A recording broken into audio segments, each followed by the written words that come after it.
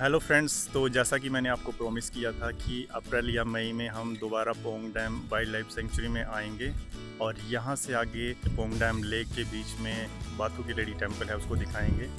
लेकिन यहाँ पे जब हम आए तो यहाँ पे इन्होंने बताया कि जैसे यहाँ से जो बोट है ऑन डिमांड जाएगी, उसका जो चार्जेस रहेंगे अराउंड 3000 रहेंगे।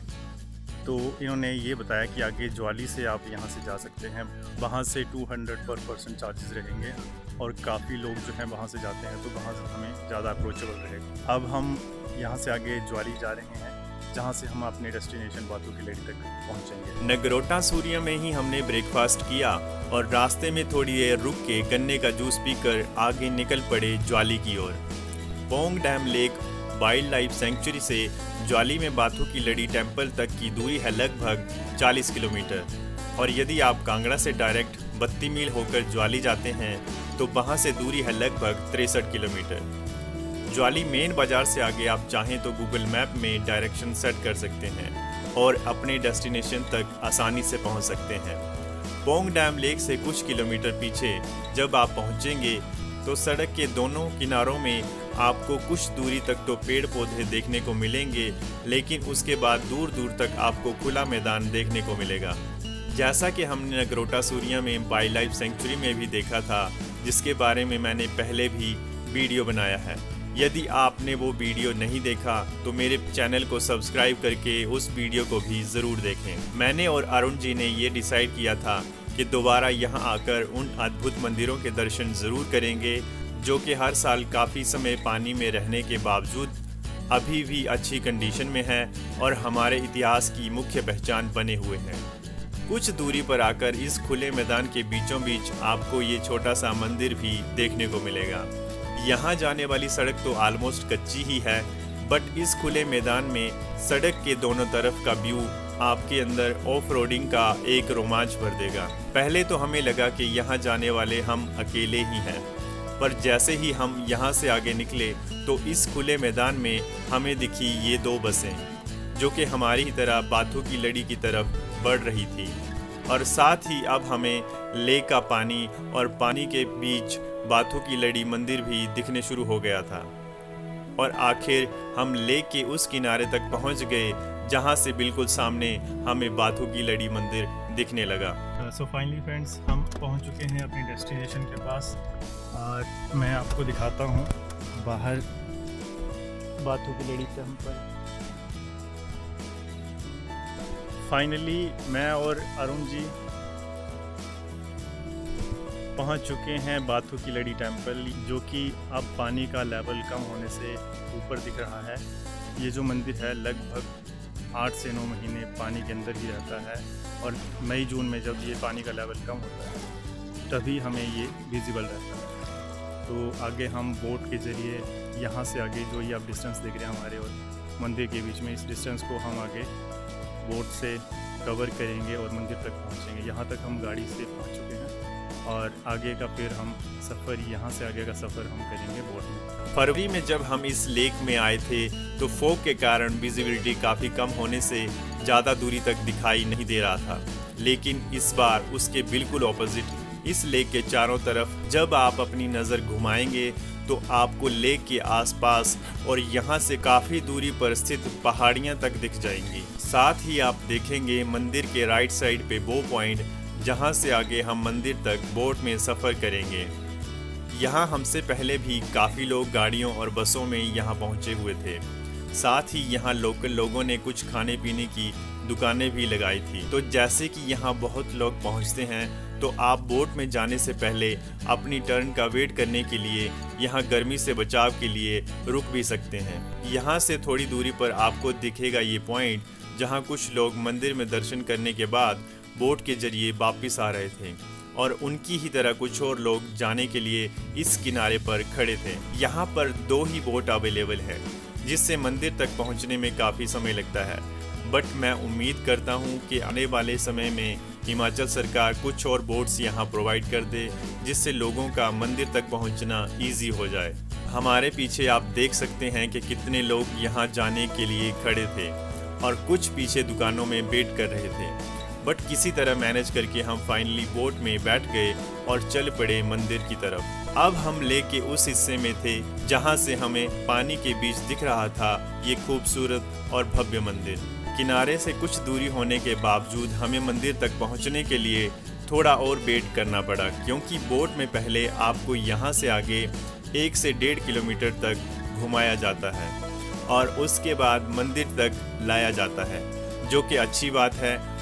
आप कुछ देर बोटिंग का आनंद लेते हुए लेक के आसपास के ब्यूटीफुल व्यू को अच्छे से निहार सकते हैं। और जैसा कि मैंने पहले ही बताया कि इस टाइम में लेक में फॉग ना होने से चारों तरफ विजिबिलिटी अच्छी होने से आप लेक के चारों ओर का बहुत ही सुंदर व्यू एंजॉय कर सकते हैं। लेक में कुछ दूरी तक जाने के बाद हमारी बोट मुड़ गई मंदिर की ओर और हमारे और मंदिर के बीच की दूरी बिल्कुल ही कम होने लगी। और जिस पल का इंतज़ार हम काफ़ी समय से कर रहे थे, आखिर वही पल हमारे सामने था। वहीं कुछ लोग मंदिर से वापस जाने के लिए किनारे पर भी पहुंच रहे थे। बोट का सफ़र करके हम पहुंच चुके हैं बाथू की लड़ी। और ये जो मंदिर है ये भगवान शिव जी और पार्वती को समर्पित है। और लगभग 1970 के दशक में जब ये पोंग डैम बना था तो उसके पानी से ये जो मंदिर थे इस जलाशय के पानी में डूब गए थे। और मई जून के मंथ में जब ये बाहर आते हैं तो काफ़ी लोग यहाँ पे मंदिर में दर्शन करने और मंदिर को देखने के लिए आते हैं। मैं भी यहाँ पे पहली बार ही आया हूँ। काफ़ी बार इसके बारे में सुना था, पढ़ा था और वीडियोस भी देखे थे, लेकिन आज यहाँ खुद आकर मैं देख रहा हूँ इस मंदिर को। पहले हम चले गए थे नगरोटा सूर्या में, जहाँ पे पिछली बार हम पोंग डैम देखने आए थे, लेकिन वहाँ पे उन्होंने बताया कि यहाँ से काफ़ी लोग कम जाते हैं और जिसकी वजह से अगर हम बोट हायर करते तो उसकी जो कॉस्ट थी वो ज़्यादा पड़ती, अराउंड 3000। लेकिन यहाँ से हमें घूमकर आना पड़ा ज्वाली की तरफ। यहाँ पे काफ़ी लोग अवेलेबल थे तो बोट में हमें ओनली 200 पर पर्सन चार्जेस लगे। तो यहाँ भीड़ तो काफ़ी थी, लेकिन फिर भी हम जैसे तैसे मैनेज करके यहाँ पहुँच चुके हैं। तो आगे हम देखते हैं इन मंदिरों को और इस वीडियो में आखिर तक बने रहें, क्योंकि अब मैं आपको दिखाने जा रहा हूँ इस मंदिर को। बाथू मंदिर, जिसे स्थानीय रूप से बाथू की लड़ी के नाम से भी जाना जाता है, जो कि कांगड़ा जिले में मंदिरों का एक समूह है, जिसमें मुख्य मंदिर भगवान शिव और देवी पार्वती को समर्पित है, जो कि केवल 4 महीने ही भक्तों को दर्शन देता है, बाकी 8 महीने पानी में डूबा रहता है। बताया जाता है कि इस मंदिर का संबंध महाभारत से है और ये भी कहा जाता है कि इस मंदिर का निर्माण पांडवों ने अज्ञातवास के दौरान किया था। इस मंदिर परिसर में मुख्य मंदिर के अलावा 8 छोटे छोटे मंदिर भी बने हुए हैं। इस मंदिर के बारे में आश्चर्य वाली बात यह है कि लंबे समय तक डूबे रहने के बाद भी मंदिर की संरचना में कोई बदलाव नहीं आया है। ऐसा इसलिए क्योंकि मंदिर बाथू नाम के शक्तिशाली पत्थर से बनाया गया है। यहाँ पर आप भगवान गणेश और काली की मूर्तियों को पत्थर पर उकेरा हुआ देख सकते हैं। मंदिर के अंदर शेषनाग पर आराम करते हुए विष्णु भगवान की मूर्ति भी स्थापित है। यहाँ रहने वाले लोगों का मानना है कि इस मंदिर का निर्माण स्थानीय राजा द्वारा किया गया था, जबकि कुछ लोग इसे पांडवों से जोड़ते हैं। उनका मानना है कि पांडवों ने अपने अज्ञातवास के दौरान यहीं अपनी स्वर्ग की सीढ़ी बनाने की कोशिश की थी। हालांकि इसे बनाने में वो सफल नहीं हो सके, क्योंकि इन सीढ़ियों का निर्माण उन्हें एक रात में करना था। फिर पांडवों ने स्वर्ग तक सीढ़ियां बनाने के लिए भगवान कृष्ण की मदद मांगी थी। श्री कृष्ण ने 6 महीने की एक रात कर दी, उसके बाद भी स्वर्ग की सीढ़ियां तैयार नहीं हो सकी। ऐसे में पांडवों का काम 2.5 सीढ़ियों से अधूरा रह गया और सुबह हो गई। आपको जानकर हैरत होगी कि आज भी इस मंदिर में स्वर्ग में जाने वाली 40 सीढ़ियां मौजूद हैं। ये है मंदिर का मुख्य द्वार, जिसकी दीवारें अब काफ़ी जगह से टूट चुकी हैं, पर इस द्वार के कुछ हिस्से अभी भी यहाँ मौजूद हैं, जिन्हें देखकर हम इतिहास के उस दौर को महसूस करते हैं जब इसका निर्माण इन मंदिरों में अंदर जाने के लिए मुख्य रूप से करवाया गया होगा। मंदिर के आसपास का नज़ारा बहुत मनोरम है। अगर आप इस मंदिर के दर्शन के लिए जाना चाहते हैं तो अप्रैल से जून तक का समय सबसे अच्छा है। बाकी के महीने ये मंदिर पानी के अंदर डूबा रहता है। इसका सिर्फ ऊपरी हिस्सा ही दिखाई देता है। उस दौरान इस मंदिर तक नाव द्वारा पहुंचा जा सकता है। मंदिर के चारों तरफ एक द्वीप जैसी संरचना है। पोंग बांध के निर्माण के बाद हर साल 8 महीने ये मंदिर जल समाधि लेता आ रहा है और ऐसा लगभग 45 साल से हो रहा है। लेकिन फिर भी यहाँ पर स्थित मुख्य मंदिर के साथ इसके आसपास के बाकी मंदिर अभी भी यहाँ स्थिर खड़े हैं और आकर्षण का केंद्र भी बने हुए हैं। मंदिर बनाने के लिए बहुत ही अच्छी क्वालिटी का मटेरियल यूज़ किया होगा, जिससे पानी में रहने के बावजूद इन मंदिरों का ज़्यादातर हिस्सा अभी भी काफ़ी अच्छी कंडीशन में है और उम्मीद करते हैं आगे भी ऐसा ही रहे। नहीं तो पानी से होने वाले नुकसान से इस मंदिर का अस्तित्व खतरे में आ जाएगा। मुख्य मंदिर के अंदर आप दर्शन करेंगे शिवलिंग का, जिसके साथ में ही गणेश जी और बाकी देवी देवताओं की मूर्तियां रखी गई हैं। इस मंदिर के चारों ओर जब आप चक्कर लगाएंगे तो आप देखेंगे कि किस तरह से इस मंदिर की मेन दीवार के बिल्कुल साथ में बनी हुई एक और दीवार है, जिसमें बाहर जाने के लिए दरवाजे भी बनाए गए हैं, जहां बाहर से मंदिर परिसर के साथ ही लेक का बहुत ही खूबसूरत नज़ारा दिखता है। इस मंदिर के सामने भी कुछ छोटे मंदिर बने हैं, जिनका कुछ हिस्सा अब टूट चुका है।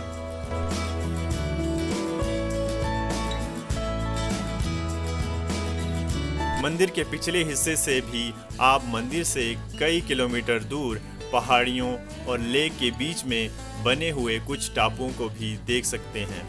मेरे पीछे जो ये आप पुराना आर्किटेक्चर देख रहे हैं, इसको कहा जाता है बाथू की लड़ी, जिसको पांडवों ने निर्मित किया था स्वर्ग जाने के लिए। मंदिर का यही वो हिस्सा है जिसकी वजह से ही इस मंदिर का नाम बाथू की लड़ी पड़ा है, जिसका निर्माण पांडवों ने स्वर्ग जाने के लिए किया था। वैसे तो इसका भी कुछ हिस्सा टूट गया है, पर अभी भी इसके अंदर ऊपर छत तक जाने वाली सीढ़ियां अच्छी कंडीशन में हैं। हम भी इन सीढ़ियों के सहारे ऊपर की तरफ गए, जहां इस खिड़की या कहिए झरोखे से बाहर मंदिरों को देखा जा सकता है। इसकी छत पर पहुंचकर तो आप मंदिर के साथ साथ लेक और उसके चारों तरफ स्थित पहाड़ियों तक का व्यू देख सकते हैं।